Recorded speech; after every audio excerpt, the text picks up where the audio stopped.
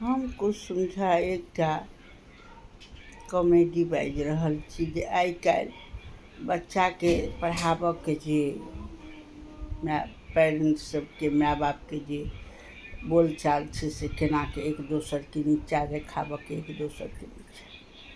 के माय की कहू कै तोहर बेटा तऽ पढ़ऽमे बड्ड तेज छौ आ हुनकर बेटा तऽ कनिको नहि पढ़ऽमे तेज छै आ तोरा तऽ कोनो पाइके कमी नहि छै तऽ हँ गए हमरा कोन पाइ अइ कमी अइ जखन मोन हैत तखन खेत बेच देबै आ चेकपर साइन कऽ देबै चेकपर साइन कऽ देबै आ फटदन बच्चाके नाम लिखा लेबै डॉक्टरी इंजीनियरिंग जाहिपर मोन हेतै ताहिपर नाम लिखा देबै खाली हमर बच्चा पास तऽ कऽ जा। हाँ गए सएह देखी ने फल्लाँ कहैत रहै छै कि हमर बच्चा बड़ पढ़ल आ हमर बच्चा दूर जो ओकर सबके बच्चा की पढ़ऽ लिखऽमे रहतै झूठेके कहै छै। हमरा सबके देखी कोन कॉलेजमे देबै कोन कॉलेजमे नहि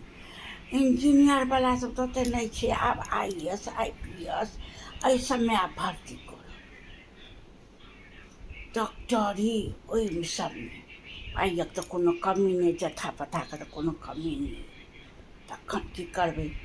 बाले बच्चा लए रखबै कि नहि। जखने बच्चाके रिजल्ट एलै कि पटदन नाम लिखा दे पाइके कोनो कमी नहि छै आ जकर सबके बच्चाके पाइ नहि छै से सबके बच्चा जे पढ़ि गेलै सब कतहु हमर बच्चा